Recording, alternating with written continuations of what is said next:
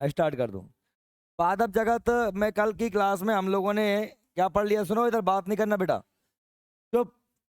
पादप जगत को हमने जितने भी पौधे हुए एक्लर ने उन्हें दो हिस्सों में बांटा था, अपुष्पोद्भिद क्रिप्टोगैमी और पुष्पोद्भिद पेनोरोगैमी। जिनमें फूल होते नहीं होते हैं वो अपुष्पोद्भिद क्रिप्टोगैमी थे, और जिनमें फूल होते हैं उन्हें पुष्पोद्भिद फेनोरोगैमी कहते हैं। अपुष्पोद्भिद को तीन भागों में बांटा था, थैलोपाइटा, ब्रायोपाइटा, टेरिडोफाइटा। और हमने इनको तीनों को पढ़ लिया कि थैलोपाइटा को शैवाल, कवक और बैक्टीरिया यानी जीवाणु में बांटा था। पुष्पोद्भिद को हमने वापस से दो हिस्सों में बांटा है, नग्न बीजी और आवृत्ति बीज। ठीक है, तो वो पौधे जो कि क्या कहलाते हैं, पुष्पोद्भिद कहलाते हैं, जिनमें कि फूल होते हैं, जिनमें पत्तियां होती हैं, तना होता है, संवहन ऊतक होते हैं, सब कुछ होता है, तो साथ में फूल भी आते हैं, है ना। टेरिडोफाइटा में केवल फूल नहीं आते हैं, बाकी सब होता है। ये नग्न बीजी, आवृत बीजी, जिम्नोस्पर्म, एंजियोस्पर्म। ठीक है, एक बीज पत्री, द्विबीजपत्री, मोनोकॉट और डाइकॉट। क्लियर। तो पहले हम अब आज बात कर रहे हैं पुष्पोद्भिद। पुष्पोद्भिद का मतलब फूल वाला पौधा जिसमें कि फूल भी लगते हैं। ठीक है, इन्हें हम क्या बोलते हैं, पेनेरोगेमी अंग्रेजी में।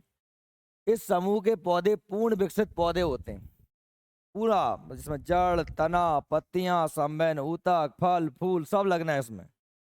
किसमें, पुष्पोद्भिद में। ठीक है, इस समूह के सभी पौधों में फूल फल बीज होते हैं, तथा इस समूह के पौधों को दो समूह में बांट सकते हैं। कौन कौन से समूह है, नग्न बीजी जिम्नोस्पर्म और दूसरा आवृत बीजी एंजियोस्पर्म। जिसका बीज नग्न रहता है उसके ऊपर कवर नहीं रहता, जिसका बीज नग्न रहता है उसके ऊपर कवर नहीं रहता है, जिन्हें हम क्या बोलते हैं, जिम्नोस्पर्म या नग्न बीज। जिनके ऊपर कवर रहता है वो क्या कहलाता है, आवृत्ति। सामान्यतः नग्न बीजी पौधे जो होते हैं उनसे हमारा दैनिक जीवन बहुत उपयोग नहीं होता। हम जितने भी पौधों को जानते हैं वो सभी के बीज क्या होते हैं, कवर रहते हैं। अभी ये जो नग्न बीजी हैं, नग्न बीजी, ये देखिए, यह पौधे वृक्ष भी हो सकते हैं। पहले हम नग्न बीजी की बात कर रहे हैं, जिसपे वृक्ष भी हो सकते हैं, वृक्ष माने बड़े, झाड़ी, मीडियम, और छोटे छोटे पौधे भी हो सकते हैं। ये मैंने जो है नग्न बीजी पौधे, ये बहुत सारे इस प्रकार से नग्न बीजी पौधे हो सकते हैं। ठीक है, बड़ा वृक्ष हो सकता है, छोटी झाड़ी भी हो सकती है, छोटे छोटे पौधे भी हो सकते हैं, है ना। सब प्रकार के पौधे काय में आते हैं, नग्न बीजी। इनके बीज का जो, इनमें जो बीज लगता है ऐसे कैसे लगता है, ठीक है, ये जो बीज लगा हुआ है इसमें कोई ऊपर से कवर वगैरह नहीं रहता। ठीक है, ये नग्न बीजी पौधे। अब इनके नाम भी ऐसे रहते हैं क्योंकि अपने दैनिक जीवन उपयोग में बहुत कम आते हैं, इसलिए अपन अपन का अपना जैसा मटर, चना, मसूर, मूंग, बांस, ये सब चीज जिनसे अपन अपना पाला पड़ता है, ये सब कैसे हैं, आवृत बीजी। ठीक है, इनसे पाला अपना दैनिक जीवन उपयोग में नहीं आते, लेकिन याद तो करने पड़ेंगे। देखिए, ये पौधे काष्ठीय होते हैं, काष्ठीय मतलब लकड़ी वाले, जिनमें लकड़ी होती है ना। काष्ठीय मतलब लकड़ी वाले। बहुवर्षीय मतलब बहुत सालों तक जिंदा रहते हैं। ठीक है, और लंबे होते हैं। कौन सी बात कर रहा हूं मैं, नग्नबीजी। ठीक है, इस इनकी जड़ें कैसी होती हैं, मूसला। अभी जड़ों के बारे में आपको आगे बताने वाला हूँ। जड़ें, मूसला जड़ें, जकड़ा जड़ें, अपस्थानिक जड़ें, जड़ें अलग टाइप की होती हैं, जो जमीन के अंदर होते हैं, मूलांकुर से विकसित होती हैं, उन्हें क्या कहते हैं, जड़ें कहते हैं। मूसला जड़ें पूर्ण विकसित होती हैं, और परागण की क्रिया वायु द्वारा होती है। परागण मतलब क्या होता है, फूल से जो होते हैं कण, वो हवा के द्वारा ही दूसरे फूल पर पहुंचते हैं। मतलब पौधों का प्रजनन क्या कहलाता है, परागण कहलाता है। जैसे जंतुओं में प्रजनन होता है ना, ऐसे पौधों में परागण क्या कहलाता है, से परागण कहलाता है। वो काय के द्वारा होता है, वायु के द्वारा।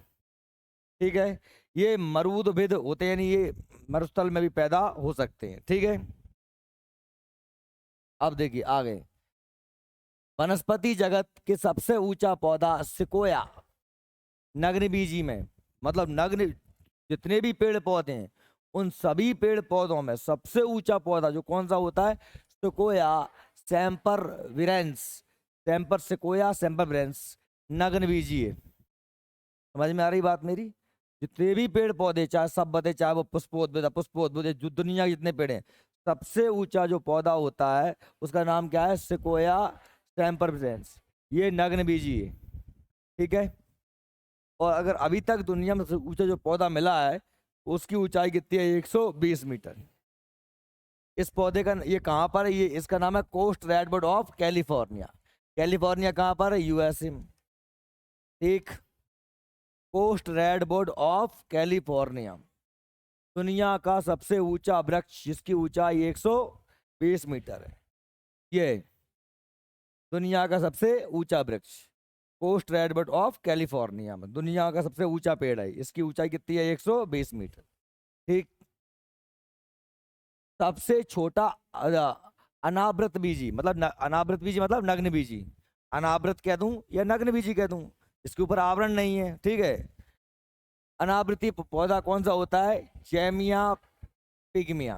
कौन सा होता है? जैमिया पिग्मिया। जैमिया पिग्मिया ये है हमारा जैमिया पिग्मिया का पौधा। अब आप लोग, क्योंकि आप पहले ये होता था बोर्ड का ये फायदा ही बता दो भाई ये ऐसा होता है ना। अब वैसे अगर बोर्ड नहीं होता तो पूरी जैमिया पिग्मिया क्या होता है? क्या होता है? पौधा होता है। अब कैसा होता है? तो ऐसा होता है। ये है जैमिया पिग्मिया का पौधा। ठीक, ठीक है, दुनिया का सबसे बड़ा पौधा ये है रेडवुड ऑफ कैलिफोर्निया। ये इस पेड़ का नाम है रेडवुड ऑफ कैलिफोर्निया, लेकिन इसकी जाति क्या है? इसका नाम, ये जो पेड़ का नाम है जबकि इसकी जाति क्या थी? सिकोया सैम्परविरेंस। ये आप सोचो कि ये तो एक पेड़ है जिसकी लंबाई है, इसकी प्रजाति कौन सी है? ठीक है, दुनिया का सबसे छोटा पौधा कौन सा होता है? सॉरी, दुनिया का सही, दुनिया का नहीं, सबसे छोटा अनावृत बीज, क्योंकि दुनिया के छोटे पौधे तो आप समझ लो वो ये जाएंगे अपने थैलोफाइटा में, क्या आ जाएंगे? शैवाल वगैरह आ जाएंगे। लेकिन समझना मेरी बात, में फिर से रिपीट कर रहा हूँ, सबसे बड़ा पौधा दुनिया का कौन सा है? हमने कहा साबियस सिकोया सैम्परविरेंस होता है, लेकिन ये वर्तमान में जो दुनिया का ऊंचा पेड़ है वो कौन सा है? कोस्ट रेडवुड ऑफ कैलिफोर्निया, इसकी ऊंचाई 120 मीटर है। लेकिन सबसे छोटा अनावृत बीजी या नग्न बीजी, सबसे छोटा अनावृत बीजी या नग्न बीजी कौन सा होता है? जैमिया पिग्मी। ठीक, सही में आ गई बात मेरी? जीवित जीवाश्म वाले पौधे कौन से हैं? साइकस, जिंगो बाइवोला और मेटासिकोया। अब सबसे पहली बात के साथ, ये जीवित जीवाश्म होता क्या है? जीवित जीवाश्म मतलब ऐसे पौधों को कहा जाता है, तो वो जीवाश्म माने क्या होता है? जीवों के अवशेष। आप मर जाओ और आपके हड्डे कुड्डे लाखों करोड़ों साल बाद हमें आपको कोई खुदाई में कहीं मिल जाए तो क्या कहलाएंगे? जीवाश्म। ये डायनासोर के हड्डे कुड्डे क्या कहलाएंगे? जीवाश्म कहलाएंगे।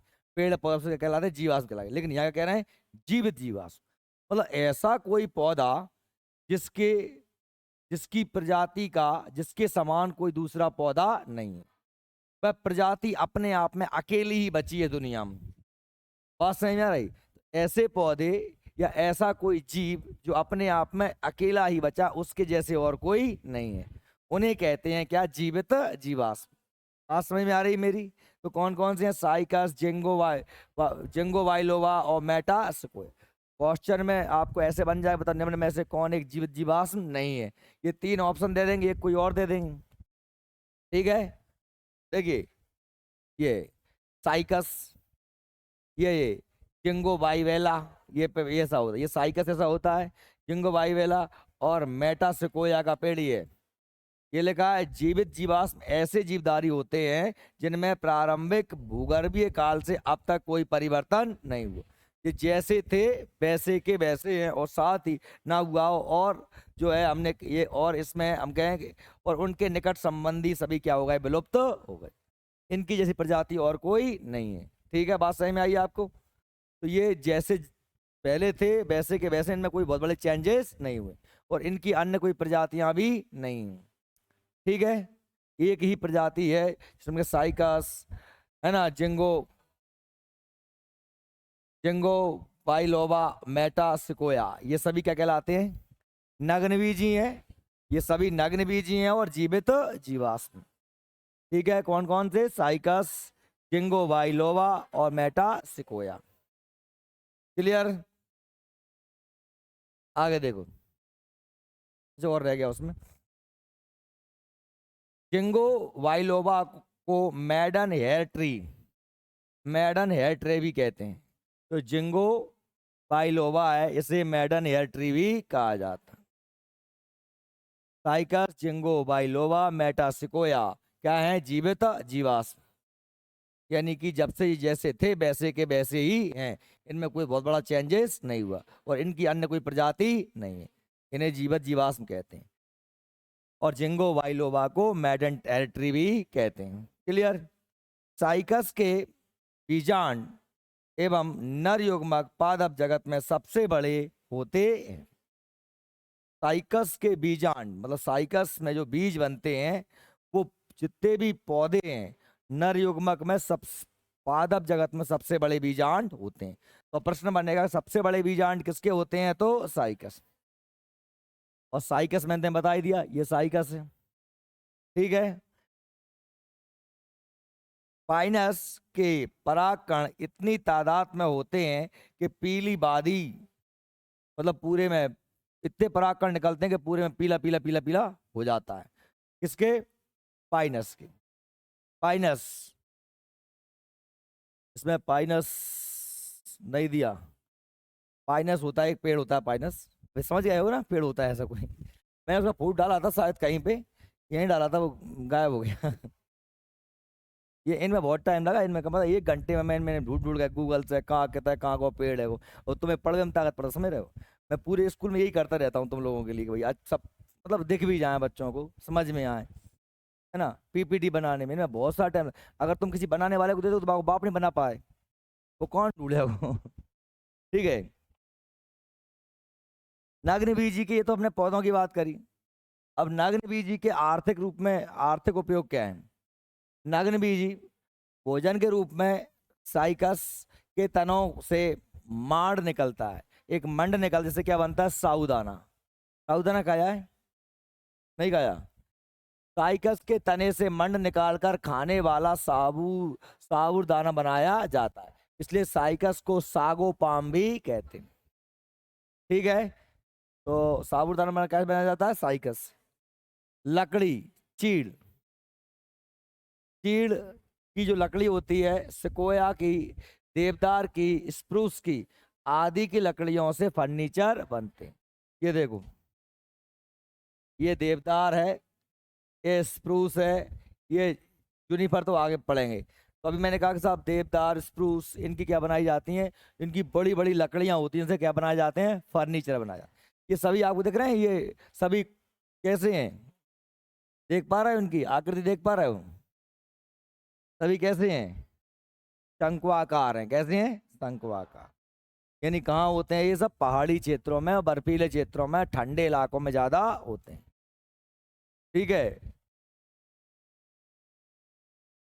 तो समझ गए, चीड़, सिकोया, देवदार, स्प्रूस आदि से क्या बनाते हैं? लकड़ियां बना।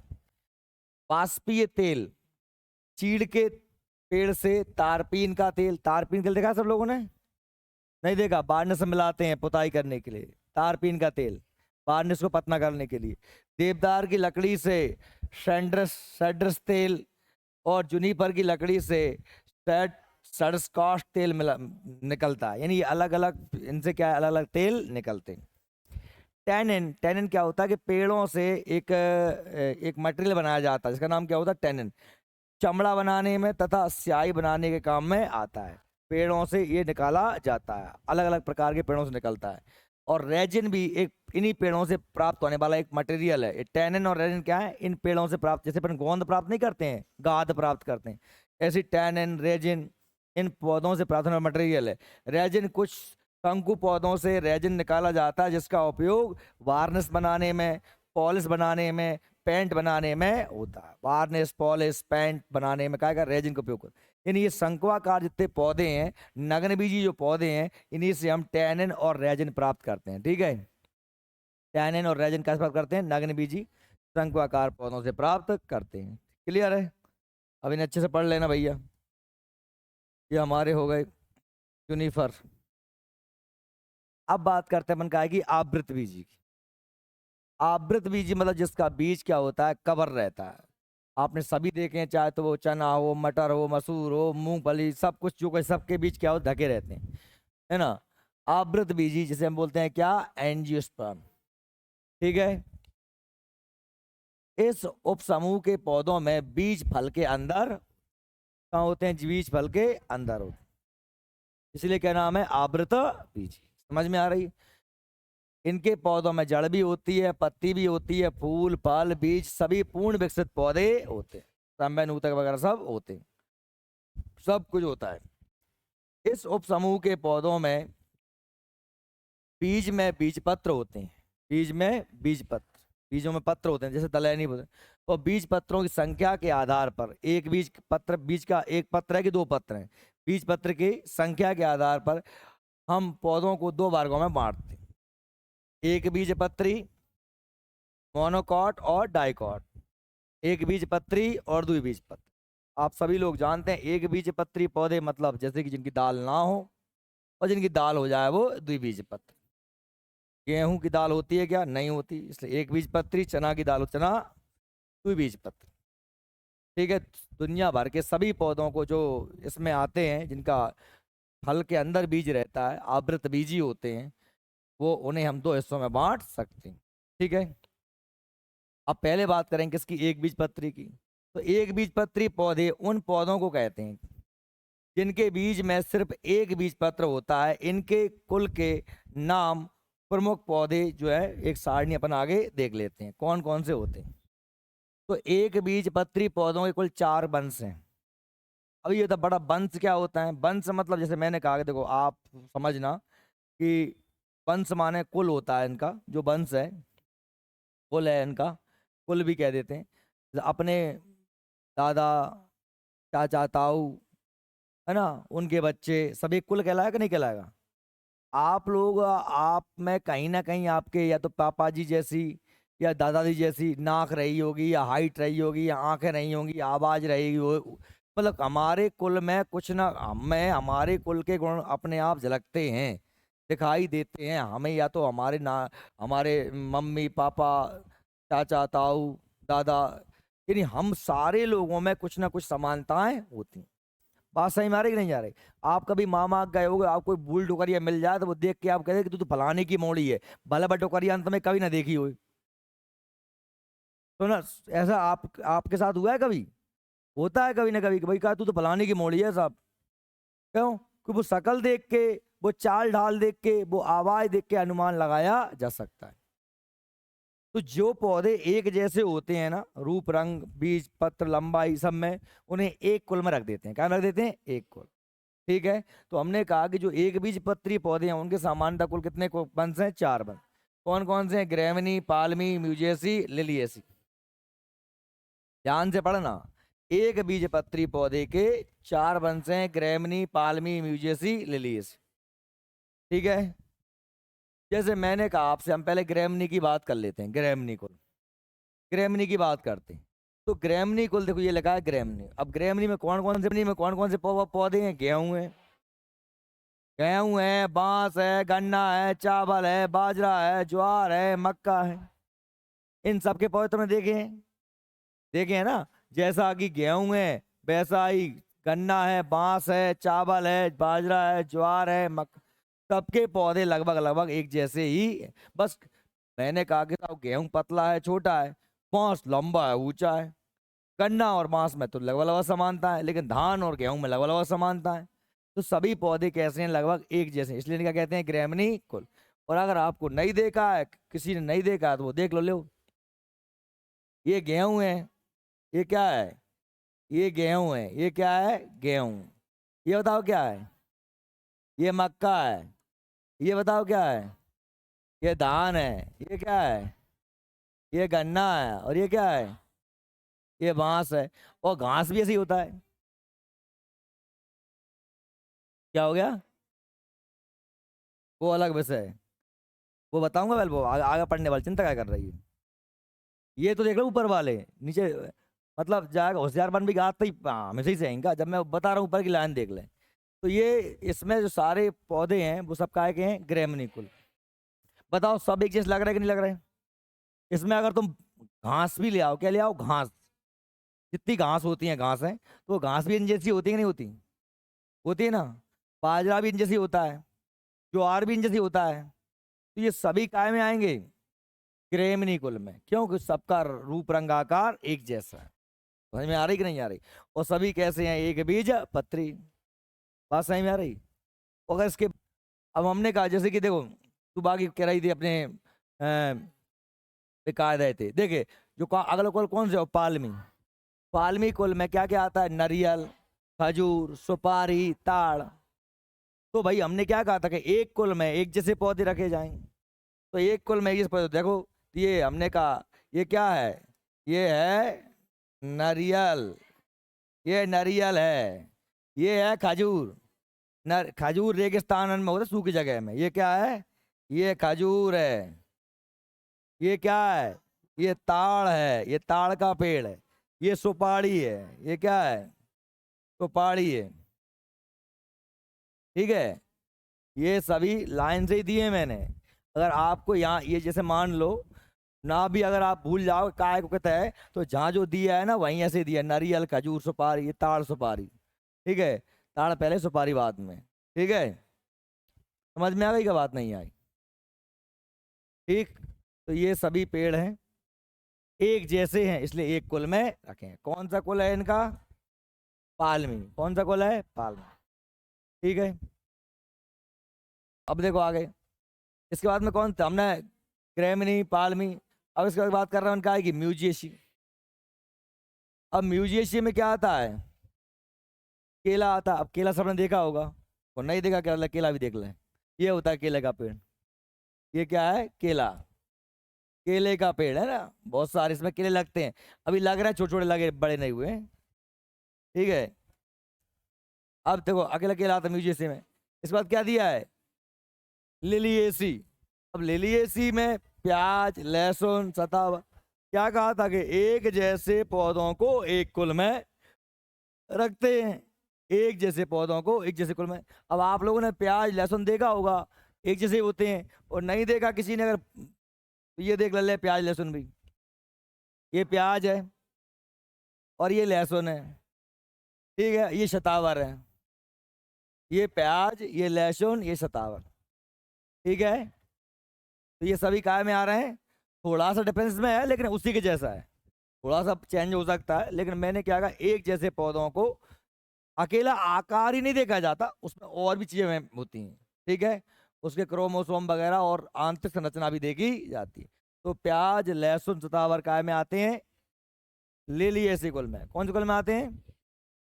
लिलिएसी कुल में। ठीक है, तो हमारे ये चारों कुल हो गए, समझ में आ गया? ग्रेमनी, पालमी, म्यूजिसी, लिलिएसी। ये मैंने समझा दिए, अच्छे चित्र बता दिए, सब समझा दिया। और अगर मैंने पूछ लिया कि बता मक्का कौन से कुल में है, तो तुमने अगर नहीं बता पाओ, तुम कुल याद आ जाए तुम्हें, सुन लेना, सोच लेना अच्छे से। ठीक है, ये हमारे कौन से हो गया? एक बीज पत्री। अभी बेटा ये अभी तो ये एक सिंपल सा काम है। ये तो काम ऐसा है कि आदमी इनको नॉर्मल एक दो बार पढ़ के ही याद कर लेता है, लेकिन अभी आपको ये भी, अभी तो कुल का नाम है। अभी हम बात करेंगे, ये जैसे हमने कहा कि साहब अब पढ़ोगे आप तुम ग्रेमनी में गेहूं। अब गेहूं पढ़ोगे तो गेहूं का एक बॉटनिकल नाम आएगा, वनस्पतिक नाम आएगा। गेहूं का वनस्पतिक नाम। गेहूं तो हम कह रहे हैं, अंग्रेजी में वीट कह देंगे, लेकिन गेहूं का वनस्पतिक नाम क्या है? तो ट्रिटिकम एस्टिवम। हमने कहा धान का क्या है? और आइजा सटाइवा। सबके ऐसे बॉटनिकल नाम भी हमको याद करने हैं, मोस्ट के। वैसे तो बहुत सारे हैं, कहाँ तक याद करेंगे? हर पौधे थोड़ी याद कर पाएंगे। मैं कुछ दिए नोट्स में, जो आपका कल का होमवर्क रहने वाला, चिंता मत करो, पर्याप्त व्यवस्था करके लाया हूँ मैं आपकी। फ्री नहीं बैठ पाओगे। तो ये बीज पत्री पौधे, ये तो समझ गया कि एक जैसे पौधों को ये एक कुल में रखा जाता है। द्विबीजपत्री। द्विबीजपत्री यानी कि जिनके बीज में दो पत्र हो जाएंगे, फोड़ोगे तो दो दाल निकल जाएंगे। जैसे हमने कहा, आपने आपने अष्टचंगा पे खेले हैं? काश खिलाते अपन इमली के बीज आस। इमली के बीज आए अपन फोड़ लेते, पा घिस लेते, पास अपन अष्टाचंगा पे खेलते थे। तो पर तो अब इमली के बीज में कितने पत्र होते हैं? दो। वो भी काय में जाएगा? द्विबीज। जितने भी दो बीज पत्र हो जाए वो सब काय में आएगा, द्विबीज। देखिए इस वर्ग में वे पौधे आते हैं जिनके पौधे एक बीज से दो पत्र होते हैं, जिनके कुल का नाम प्रमुख पौधे के नाम की सारणी निम्नलिखित है। कौन कौन से हैं? इसके अलावा दो कुल एक्स्ट्रा आपके नोट्स में दिए, वो भी पढ़ना है आपको। पहला दिया है क्रूसीफेरा। क्रूसीफेरा में क्या आती है? मूली, शलजम, सरसों। अब मूली, शलजम, सरसों, आप लोगों ने मूली देखी है, शलजम भी देखा होगा। सरसों, सरसों भी मूली जैसा ही पेड़ है, बस सरसों बड़ा हो जाता है। आप देखोगे जैसा मूली में लगती है फली लंबी लंबी सी, उनमें छोटे छोटे गोला गोला बीज बनते हैं, ऐसे ही कायम बनते हैं, सरसों में बनते हैं। ठीक है। मालवेशी, मालवेशी में क्या आता है? कपास, भिंडी, गुड़हल। मालवेशी में कपास, भिंडी, गुड़हल। कपास में भी डोड़ा लगता है, इसमें से क्या निकलता है? इसमें से रुई निकलती है। और एक जो लंबा डोड़ा हो जाता है वो क्या बनती है? भिंडी। और गुड़हल में भी क्या लगती है? एक लंबा डोड़ा लगता है, उसे क्या इनका फल तीनों का एक जैसा है। ठीक है। इसलिए कपास, भिंडी, गुड़हल काय में आती है? मालवेशी। लेग्यूमिनीशी, लेग्यूमिनीशी सबसे बड़ा कुल है इसका, सबसे ज्यादा पौधे आते हैं। बबूल, बबूल माने बमूरा, देखो बमूरा। छुई मुई, अपन हाथ लगाते वक्त ऐसे हो जाता छुई मुई। देखा छुई मुई का पौधा? अपन बुद्धि कहते हैं, भाषा बुद्धि। एक पौधा होता है जिसको टच करने में ही उसके पत्तियां खिल रही हैं, जब टच करते हैं ना तो ऐसी हो जाती है। मर जाओ तुम, नहीं देखा तो मैं यहाँ से लगाऊं। कत्था, गुलमोहर, अशोक, कचनार, इमली और सबरी दालें, जितनी दालें हैं सब काय में आते हैं? लेग्यूमिनीशी कुल, सबरी दालें। ठीक है। दालों से मिलता है प्रोटीन। कंपोजिटी, सूरजमुखी, भृंगराज, गेंदा। सूरजमुखी को फूल इतना बड़ा होता है, ऐसे गेंदा का फूल, कुसुम, सलाद। सलाद खाए हुए, सलाद सलाद का एक पेड़ होता है, कोई सलाद खाए। और डहेलिया, डहेलिया, अब पूछ डहेलिया क्या होता है?